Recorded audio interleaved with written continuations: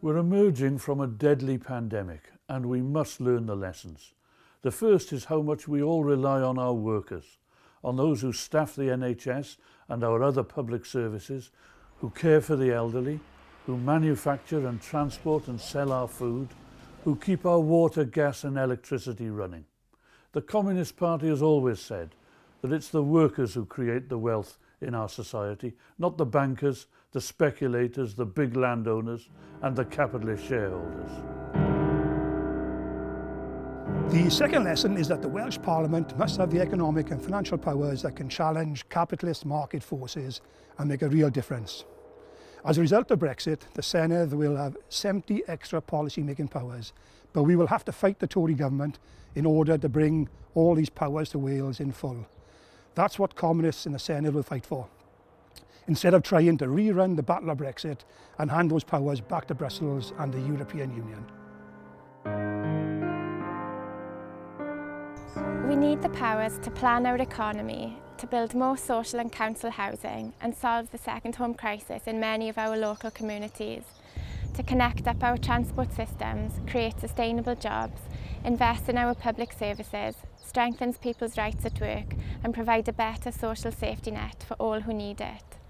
We want to pay a social wage and provide a pension to our fellow citizens who don't have a paid job because they care for very young children, elderly relatives, disabled people or the long-term sick. A civilised society needs its carers and they deserve the support of us all. Welsh communists will also fight to take back the industrial powers stolen from Wales by the Tory government's Internal Market Act. We cannot allow what's left of the steel industry to limp along to oblivion, its fate sealed by decisions taken in company boardrooms far beyond our country. Steel should be renationalised, but this time with a real say for government, local communities, trade unions and others with a major stake in the industry. The third lesson is that we have to change who owns and controls our society. For the second time in 13 years, hundreds of billions of pounds of public money is being used to bail out big business. That's money needed to invest in the NHS and other vital public services. We spend billions keeping the big arms corporations afloat, but we didn't have the capacity to make the medical equipment needed when the coronavirus struck. The Welsh Government, local authorities, the NHS and private care homes had to order it from China, Vietnam and other countries. But that's capitalism for you. Unless something important for society makes a profit for big business, it doesn't get produced.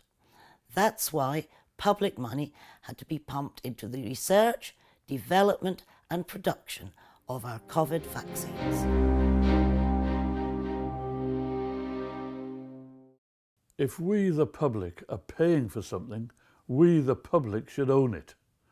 That's why a vote for the Communist Party is a vote for socialism, for public ownership of the banks and strategic industries. If you share our socialist values, vote for them on May the 6th. And remember, if Labour or Plaid Cymru are strong in your region, they are unlikely to win regional list seats. So don't waste your second vote.